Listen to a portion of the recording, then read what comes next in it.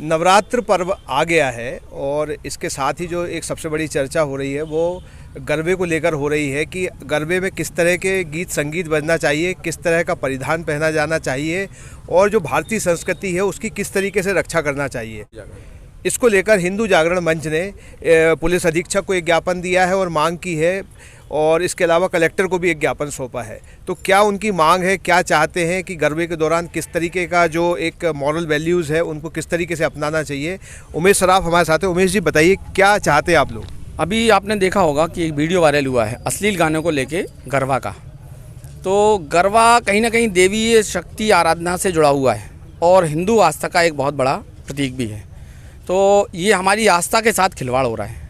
इस विषय को लेके हमने अभी एसपी साहब को ज्ञापन दिया है कि इनके ऊपर तुरंत कार्रवाई की जाए। 2-3 जगह ऐसा चल रहा है जो सार्वजनिक रूप से उजागर हो गया है, तो उन वीडियो के आधार पर आप कार्रवाई करें। दूसरा, हमने इनको एक ज्ञापन और दिया है कि इसकी गाइडलाइन जारी करें। जैसा कि एसपी साहब ने बताया है कि भोपाल में प्रतिबंधित है, उन्होंने कलेक्टर साहब भोपाल से बात की होगी तो उन्होंने बताया प्रतिबंधित है। तो मैंने भी इसमें कुछ गाइडलाइन दी है, कुछ बिंदु दिए हैं। यदि हिंदू आस्था से खिलवाड़ नहीं हो रही है और व्यवस्थित हो रहा है, पहनावा जो है वो और सारी चीज़ें यदि अपने उसमें चल रही हैं, मर्यादित होंगी, तो इसको आप बढ़ावा दो और परमिशन होना चाहिए। कोविड गाइडलाइन को देखते हुए 2-2, 3-3, 4-400 बच्चे एक साथ गरबा कर रहे हैं, ये कहाँ का न्याय।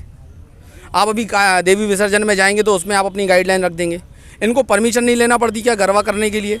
यदि परमिशन लेते हैं तो फिर गाइडलाइन क्यों नहीं देते इनके लिए? और दूसरा, ये इनने समय भी रात के 12-12 बजे तक चलाते हैं। बच्चियाँ यदि अकेली घर जा रही हैं, कुछ घटना घट जाए। अभी एक चीज़ और आई है कि जैसे टेंट वाले हैं, लाइट वाले हैं, साउंड अन्य समुदाय के लोग रहते हैं, ये भी वहाँ जाके बैठ जाते हैं। अब बच्चियों को टारगेट वीडियोग्राफी करते हैं उनकी और उनको निशाना बनाते हैं। कहीं ना कहीं लव जिहाद का भी एक ये केंद्र बन रहा है। तो हमारा तो यही है, यदि आप इसको धार्मिक भावना के आधार पर नहीं चला पा रहे तो बंद करो। दूसरा, जो महिलाएं हैं वो इस पूरे गरबे को लेके उनकी क्या राय है तो उनसे भी जानेंगे। आप बताइए कि क्या चाहती है आप, क्या देखती है, क्या गड़बड़ महसूस करती है यहाँ पे?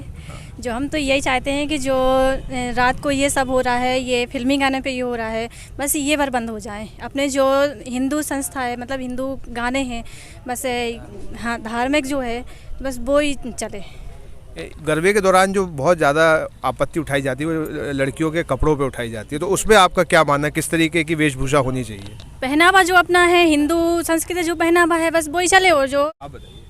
नमस्ते, मैं रश्मि कुशवाहा जी। जो जैसा कि अभी सराफ भैया ने बताया है, हमारी जो नवरात्रि को लेके जो हिंदू परंपराएं हैं, जो देवी उपासना की जो हमारी धारणाएं हैं, उनको नज़र में रखते हुए हमें आगे कदम उठाना चाहिए। ना कि फिल्मी गानों पे, अश्लील बातों पे ध्यान देना चाहिए, बल्कि उनका विरोध करना चाहिए। और हम लोग उसी में आए हैं कि हम लोग जो अश्लील गाने चलते हैं, जो अश्लील कपड़े पहने जाते हैं या देर रात तक लड़कियां बाहर रहती हैं, उसके लिए हम लोग विरोध कर रहे हैं। बाकी हम लोगों का और कोई मोटिवेशन नहीं है अलग से, मतलब कि हम लोग को बस यही है कि हाँ उन लोगों की सुरक्षा पे ज़रा ध्यान दिया जाए बस।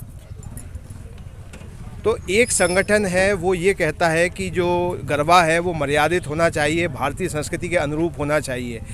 इसके साथ पूरे समाज की भी ये जिम्मेदारी होना चाहिए कि जो गड़बड़ियाँ या जो अश्लीलता इन चीज़ों से फैलती है उसके लिए समाज को, सभी समाजों को आगे आना चाहिए, ताकि ऐसी किसी भी घटना से जो बहन बेटियों के साथ होने वाली है या संभावित है उससे समाज बच सके।